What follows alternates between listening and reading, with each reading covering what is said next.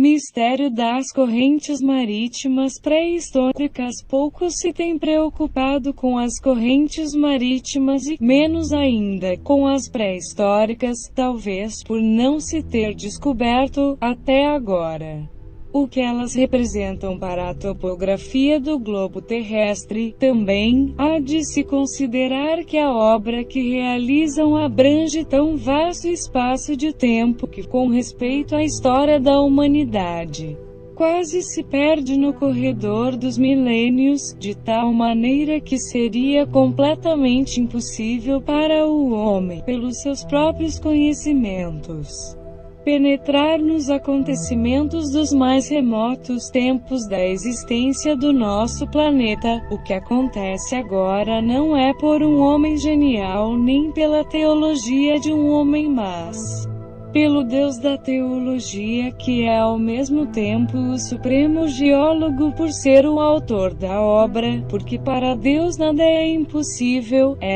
Lucas 1h37. Deus quis desvendar esses mistérios para o mundo através de um simples teólogo, quando lhe permitiu traçar, através da estrutura topográfica continental ou regional, a direção exata percorrida pela corrente pré-histórica que passou por tal ou qual região. Com essa chave em mãos e a iluminação do grande arquiteto do universo, tornou-se possível descobrir a causa real para se desvendar vários mistérios, tais como formação das montanhas, formação dos continentes, formação dos oceanos, mares e lagos, distribuição dos minérios no globo terrestre, dos vários tipos de solos, sismografia e vulcanismo. Muitas curiosidades inapercebidas, de inexplicável valor para o mundo, tornar-se-ão claras e incontestáveis. 36 Não se pode estabelecer nenhuma relação entre as correntes atuais e as que existiram no passado, quando mesmo do Monte Everest nem sinal de terra havia emergido, porquanto as correntes odiernas não têm trânsito livre como as do passado, que percorriam suas trajetórias sem encontrar obstáculo em toda a jornada. Se não havia obstáculo, as águas poderiam girar indefinidamente em torno da Terra. Não era possível porque havia duas forças, uma em franca oposição à outra, a força de atração exercida pelo Sol sobre a Terra e a força impulsionada pela lei da inércia. As duas, uma para o Oriente e a outra para o Ocidente, foram causadoras das duas correntes, a corrente super e a corrente inerciana. A força de atração é exercida pelo Sol sobre a Terra, responsável pelo movimento de rotação do globo terrestre e pela maior facilidade de deslocamento da parte líquida que cobria a superfície da Terra, responsabilizou-se pela criação da primeira, maior e a mais importante corrente das que já existiram ou poderão existir no globo terrestre, a corrente super. Ela teve como berço de formação os mares da Nova Zelândia, de onde solitária iniciava sua imensa jornada através do supermar com destino ao Oriente, percorrendo a seguinte trajetória: do ponto de partida suave descaída para o sul, de onde subindo para o norte ia atingir o ponto hoje demarcado pela Cordilheira dos Andes na altura de Santiago do Chile. Daí subia para a linha do Equador, passava sobre a planície amazônica, penetrava no Oceano Atlântico e em linha reta ia atingir o norte da África e sul da Europa. Sobre Portugal e Espanha entrava no Mediterrâneo e ia até ao Oriente Médio próximo ao Himalaia, onde, completando a grande curva, descia para o sul pela costa leste da África e ia fazer o contorno sobre o extremo sul desse continente. Voltava como querendo retornar ao lugar de origem.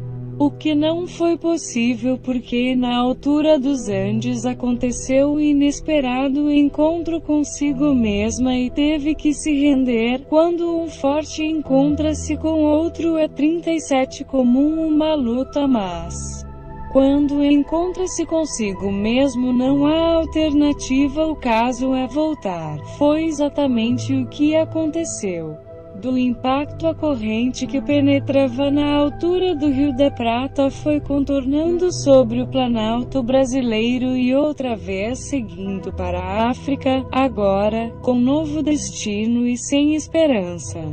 Numa caminhada lenta de final de jornada, seguia para a morte em direção ao sepulcro que a esperava no centro da África, local, demarcado hoje, pelo solo pastoso finíssimo, coincidindo exatamente com a região vulcânica do centro da África. A outra grande corrente, não tão importante, a inerciana, nasceu, viveu e ainda continua vivendo só dentro do Oceano Pacífico e, principalmente, na sua periferia. A corrente inerciana é considerada filha da corrente super, visto que, durante longo tempo, mesmo existindo a força da inércia capaz para formar uma nova corrente, a super permaneceu absoluta, o quadro permaneceu inalterável até que surgiu um obstáculo na trajetória da corrente super, responsável direto pela formação da corrente inerciana: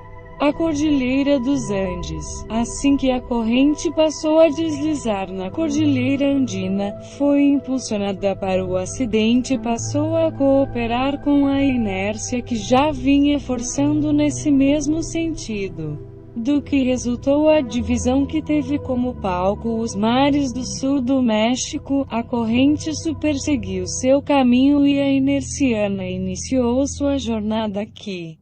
Desse ponto seguia em direção norte sobre as montanhas rochosas até o Alasca, de onde, seguindo sua jornada pelo leste de Ásia, alcançava as regiões do Himalaia, descia sobre as regiões das Filipinas, Indonésia e Austrália. Terminava sua trajetória no Polo Sul, deixando como principal ponto de referência o Mar de Ross, na Antártida. As últimas obras dessa corrente foram Antártida, Austrália e todo o arquipélago entre Austrália e Ásia, para que se comprove que Antártida e Austrália foram construídas pelo mesmo autor e que atuou na mesma direção. Basta que se faça uma comparação, examinando-se os mínimos detalhes, entre o Mar de Ross e o Golfo de Carpentaria. 38 Porém, a maior revolução hidrográfica do nosso globo, que influenciou também no quadro geológico,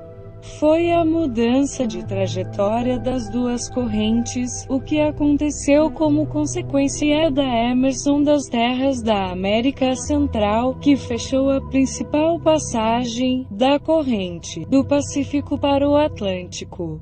Para a inerciana representou pouco, apenas o seu ponto de contato com a América do Norte, que antes era no sul do México, foi mudado para o centro-oeste dos Estados Unidos, ao passo que, para a super, a mudança foi radical. Sua passagem do Pacífico para o Atlântico foi mudada do centro das Américas para o sul da América do Sul, daí seguia em linha reta ao centro-oeste da África, onde fazia o contorno e voltava em direção à América do Sul, indo aportar-se no centro-leste da costa brasileira. Aí dividia-se em duas, uma seguia para o sul margeando a costa. Tinha como fim de jornada a Serra do Corcovado do Rio de Janeiro, a outra ia morrer no mar interno que nesse tempo ocupava a planície amazônica. O registro mais importante que se tem hoje para comprovar que aconteceu no passado pré-histórico uma mudança de trajetória para a corrente inerciana encontra-se exatamente no Golfo e Península da Califórnia. Houve um tempo no passado quando essa corrente, em sua antiga trajetória, era levada de impacto contra a costa mexicana, que demoliu a base e arrastou para o fundo do oceano a estreita faixa de terra que existia entre a ponta da península e o continente. Se não fosse o deslocamento que a levou daí para a costa dos Estados Unidos, o quadro não será o mesmo. Maior parte da península teria sido levada